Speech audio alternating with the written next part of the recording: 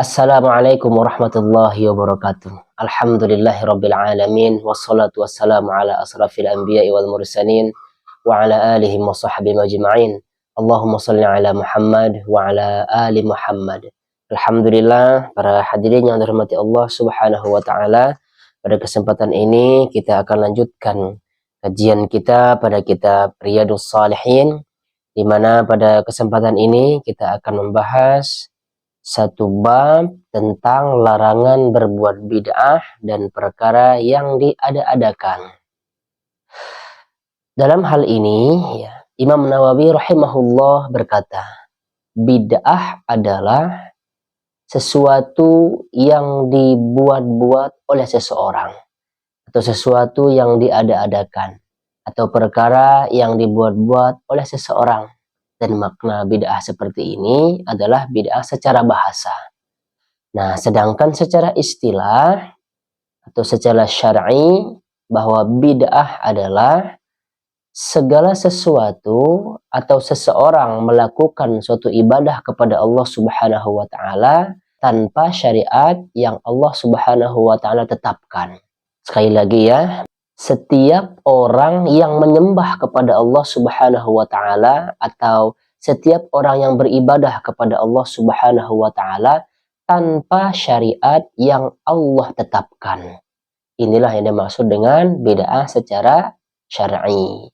Jadi, oleh karena itu, ketika ada seseorang yang melakukan suatu ibadah tanpa ada dasarnya dari Nabi Shallallahu alaihi wasallam, tanpa ada perintah di dalam Al-Quran, begitu juga dengan sunnah-sunnah hadis-hadis Nabi Shallallahu alaihi wasallam, maka hal ini yang dimaksud dengan bid'ah.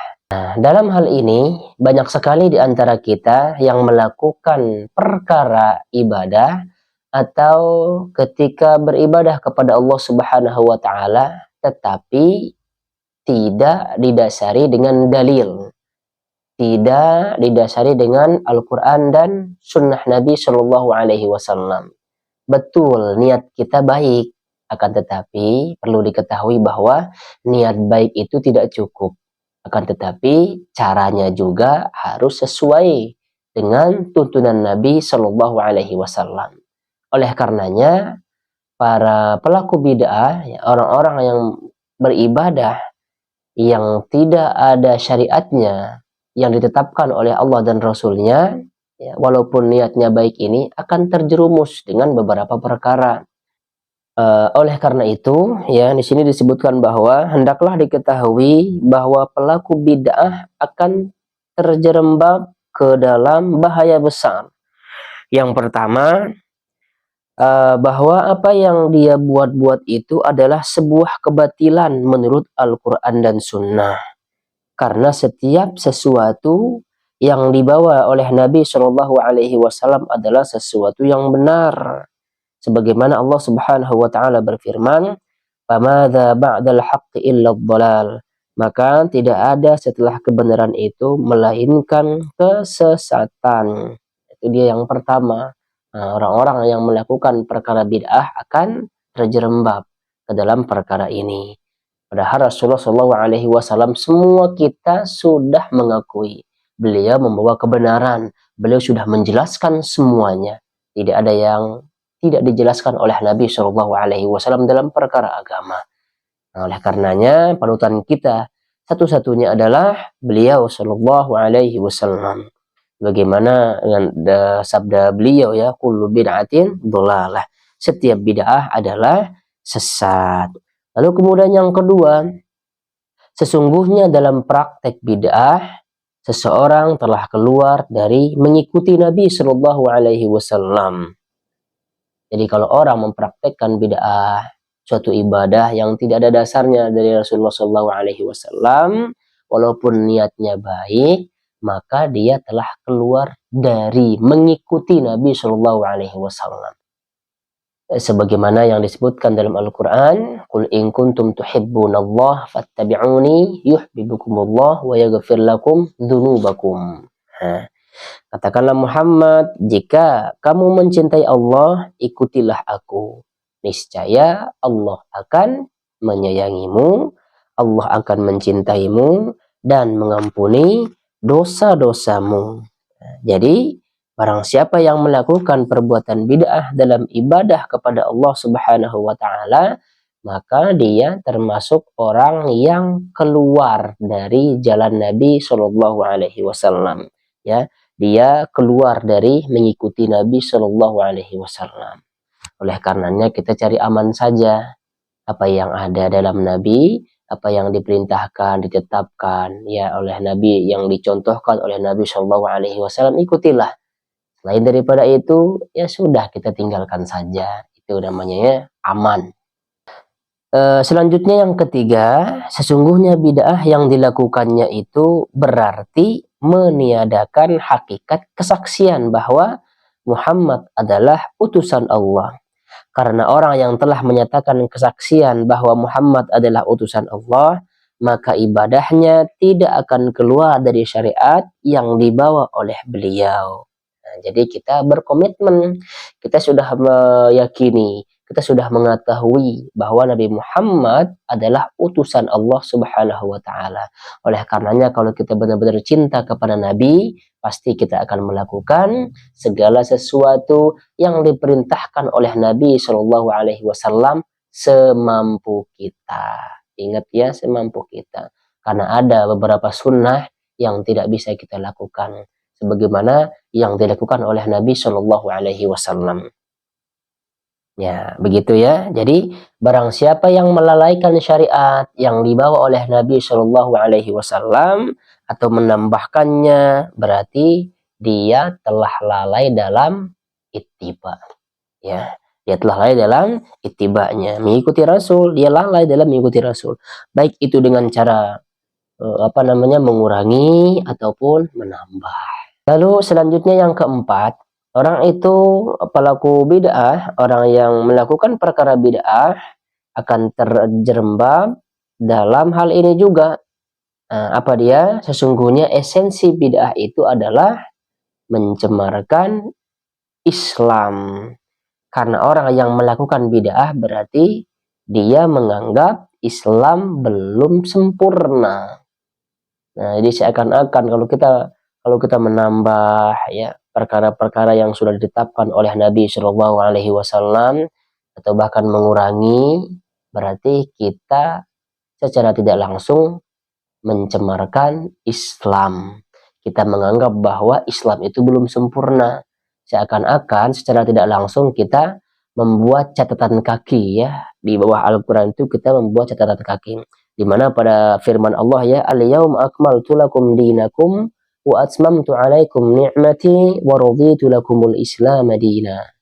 Jadi dengan ayat ini seakan-akan kita mengatakan, oh ini mah belum. Jadi kita buat catatan kaki. Nah, itu namanya kita mencemarkan Islam itu sendiri. Dan secara tidak langsung juga kita seakan-akan mengatakan bahwa kita lebih pintar, kita lebih soleh, kita lebih rajin, kita lebih semangat melakukan kebaikan, melakukan ibadah daripada sahabat Nabi Shallallahu alaihi wasallam. Lalu kemudian yang kelima, bid'ah juga mengandung celaan terhadap Rasulullah Shallallahu alaihi wasallam. Karena bid'ah yang dianggap sebagai ibadah ini ada kalanya Rasul belum mengetahuinya. Dalam keadaan ini berarti beliau bodoh. Ataupun beliau telah mengetahuinya, tetapi beliau sembunyikan. Dalam hal ini berarti beliau telah menyembunyikan risalah. Berarti beliau berkhianat. Nah, padahal segala sesuatu yang baik tentu sudah dijelaskan oleh Nabi Shallallahu alaihi wasallam. Berarti kalau Nabi belum menjelaskan atau Nabi menyembunyikan segala sesuatu tentang ibadah ini, maka Nabi berarti berkhianat. Nah, jadi ngapain kita capek-capek membuat perkara-perkara baru? Sudahlah, selesai sampai di sana. Kalau misalkan ditetapkan Nabi, selesai. Dilarang Nabi, selesai. Ya, tidak usah membuat hal-hal yang baru lagi. Nah ini kita harus hati-hati. Anggapan seperti ini jadi berbahaya nantinya. Walaupun kita tidak secara langsung mengatakan bahwa Nabi Muhammad itu adalah menyembunyikan risalah. Tetapi faktanya dalam praktek ibadah kita, sebagian kita sehari-hari kan kita lihat ternyata tidak dipraktekkan oleh Nabi Shallallahu Alaihi Wasallam. Berarti secara langsung kita menganggap Rasulullah ini menyembunyikan risalah. Nah, atau kita tidak mengatakan demikian, Rasulullah tidak menyembunyikan risalah. Oh, berarti Rasulullah tidak tahu dong perkara yang kita lakukan sekarang ini. Maka jawabannya, oh nggak mungkin, pasti Rasulullah tahu. Nah, kalau Rasulullah tahu, kenapa tidak mengajarkan kepada kita? Nah, itu saja pertanyaannya ya. Nah, jadi saudaraku yang dirahmati Allah Subhanahu wa taala. Sebenarnya tolak ukur kita sederhana saja ya. Contohnya kita tanyakan kepada saudara-saudara kita. Apakah perkara ibadah yang kita lakukan ini, yang menurut kita baik ini, diketahui oleh Nabi Shallallahu Alaihi Wasallam? Contohnya kira-kira dengan berzikir. Berzikir ada gerakan khusus, ada bacaan penekanan khusus misal. Kalau tidak seperti itu tidak afdol. Nah, yang hal-hal seperti ini ya, dan banyak lagi yang fenomena-fenomena umum ya yang terjadi di masyarakat. Saya ambil contoh kecilnya saja. Kita berzikir nih. Sebagian kita lihat harus ada gerak-gerakannya. La ilaha illallah atau apalah pokoknya ya. Lalu kemudian sekarang yang lagi viral sekarang mah cukup digerakkan ini bahu kita saja ya, digerakkan bahu katanya. Lalu kemudian ada juga ketika la ilaha i-nya itu harus ditekan, la ilaha illallah, harus begitu. Nah, kalau kita tanya kepada mereka apakah yang mereka lakukan ini baik, kalau jawabannya baik, oke. Apakah Rasulullah mengetahuinya? Kalau mereka jawab iya, lalu kenapa Nabi tidak pernah melakukan dan mencontohkan kepada sahabat cara berzikir seperti ini? Kalau perkara itu baik, tentulah Rasulullah SAW yang pertama kali mempraktekkan kepada para sahabat. Lalu kemudian yang keenam adalah sesungguhnya bid'ah itu mengandung perpecahan antara umat Islam. Sebab jika umat Islam membuka pintunya dalam hal bid'ah, maka jadilah setiap orang itu berbuat bid'ah yang berbeda antara satu dengan yang lainnya. Ini juga ya, orang yang melakukan bid'ah-bid'ah ini akan membuat kelompok-kelompok, sehingga satu kelompok membanggakan kelompoknya, yang satu lagi membanggakan kelompoknya. Oh, si etama bikinnya kayak gini zikirnya, kita mah begini. Oh, si etama berarti zikirnya begini, ini saja, biasa itu mah. Oh, berarti kita mah ditalkin saja, dan yang lainnya. Nah, hal-hal seperti inilah yang membuat Islam ini jadi berkelompok-kelompok. Sebagaimana yang difirmankan oleh Allah Subhanahu wa taala, setiap kelompok akan membangga-banggakan kelompok mereka masing-masing. Kullu hizbin bima ladaihim farihun. Setiap golongan merasa bangga dengan apa yang ada pada golongan mereka. Ini bahaya ini ya. Orang ini akan selalu membuat perkara-perkara baru, membuat kelompok-kelompok baru. Ada bid'ah lagi yang baru, buat lagi kelompok, mengatasnamakan ini nama kelompoknya. Ada lagi, buat lagi nama baru, nama kelompok baru. Ini ciri khasnya. Nah, ini ya bahayanya orang yang tidak mengikuti Nabi Shallallahu Alaihi Wasallam.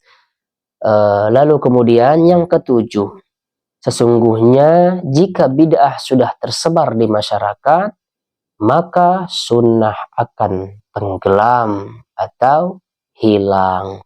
Karena manusia akan beraktivitas, dan aktivitasnya itu bisa saja baik, bisa saja buruk.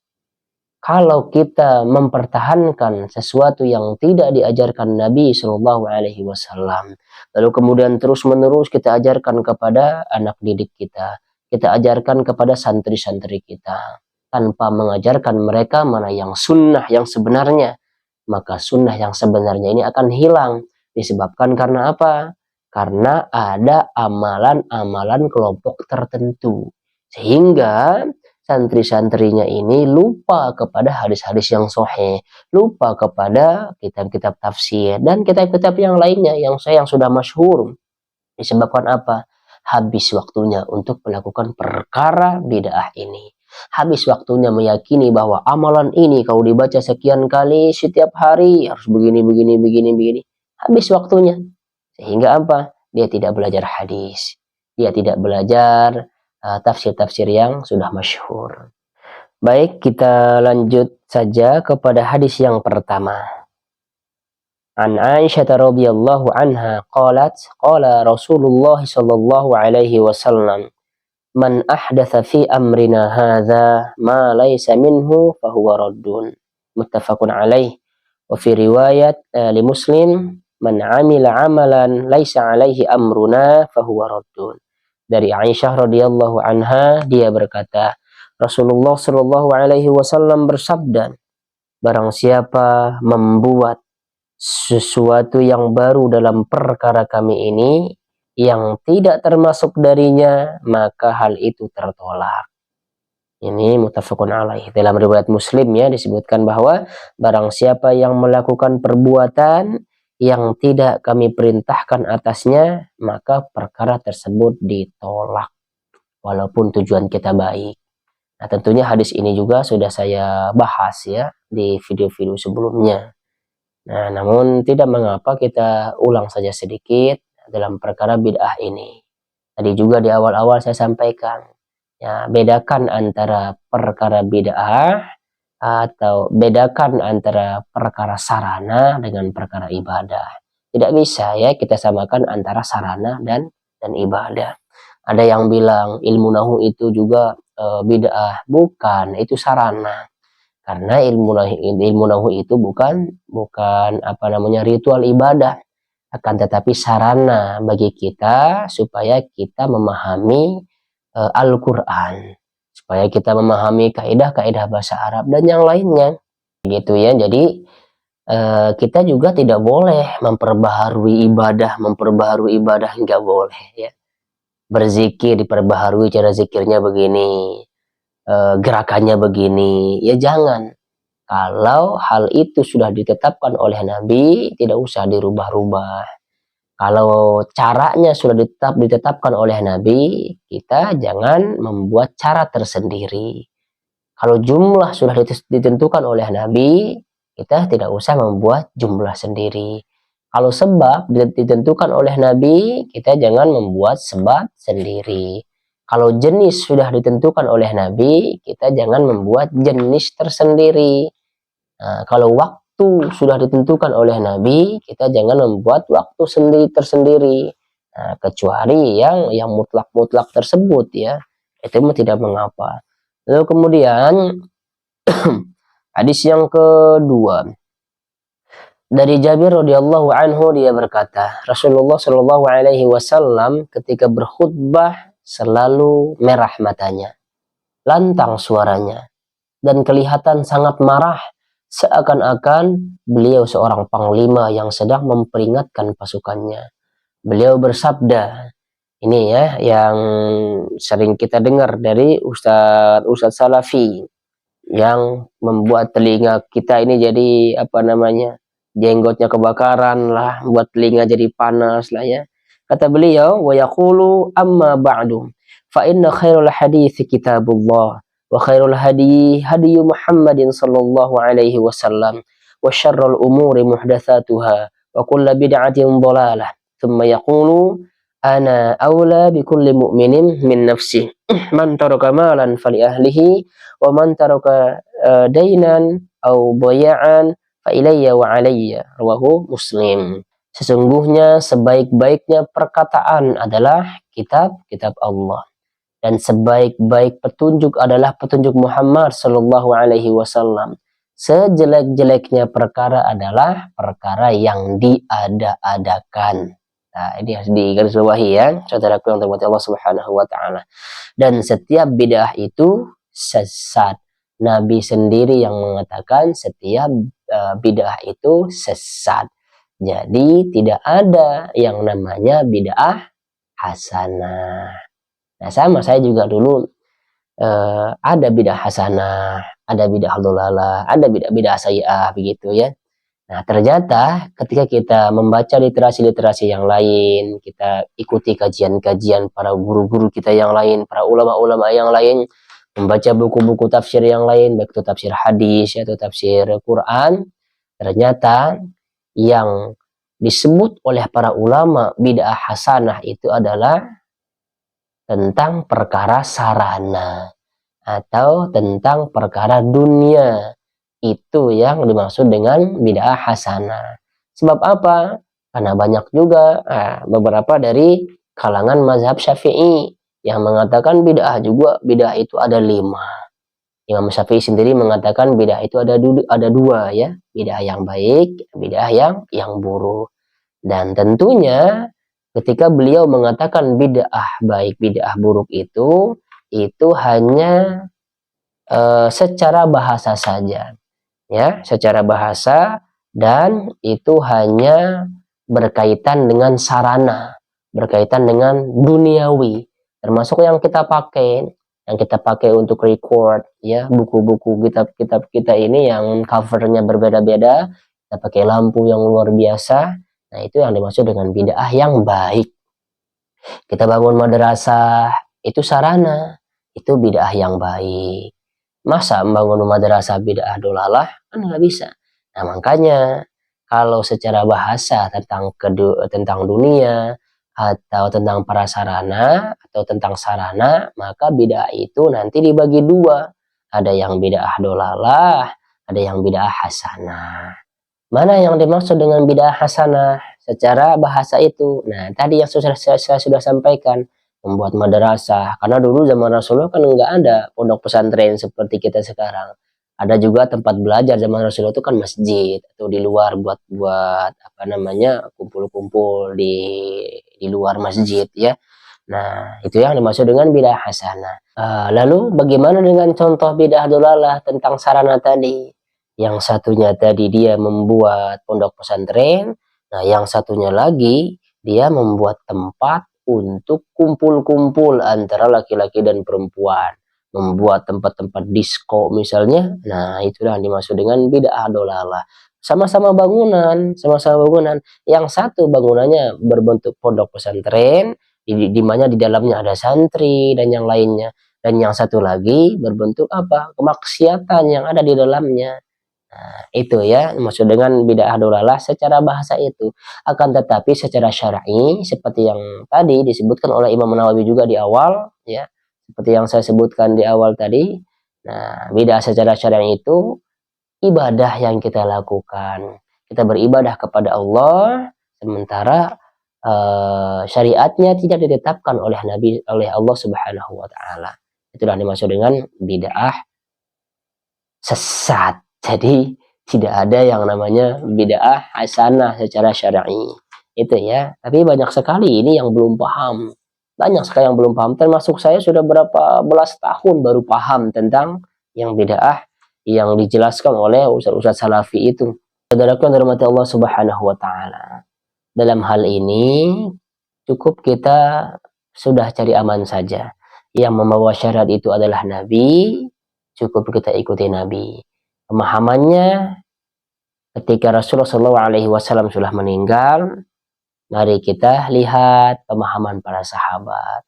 Tidak usah membuat-buat perkara baru, sebab kalau kita membuat perkara-perkara baru dalam ibadah ini, itu akan menyebabkan perpecahan. Kalau orang saja ya, sebagaimana yang disampaikan Nabi SAW, aku tinggalkan kalian 2 perkara. Jika kalian berpegang teguh kepadanya, maka kalian tidak akan sesat selama-lamanya. Itu. Apa itu 2 perkara tersebut? Al-Quran dan Sunnah. Selesai. Kalau orang, kalau orang sama sekali tidak ada niat untuk mengubah, tidak ada niat untuk memodifikasi ibadah, orang tidak ada niat untuk membuat perkara-perkara baru, tentulah Islam ini akan bersatu. Tidak ada namanya kelompok-kelompok nantinya. Ada kelompok inilah, ada kelompok ini, ada zikir kelompok ini, ada zikir kelompok itu, dan yang lainnya. Baiklah saudaraku yang dirahmati Allah Subhanahu wa taala. Itu saja pembahasan kita pada kesempatan ini. Yang benarnya datang dari Allah, yang salahnya datang dari saya pribadi. Adapun video tentang perkara bid'ah lebih detailnya silahkan ditonton di video sebelumnya. Subhanakallahumma bihamdika asyhadu an la ilaha illa anta astaghfiruka wa atubu ilaik. Assalamualaikum warahmatullahi wabarakatuh.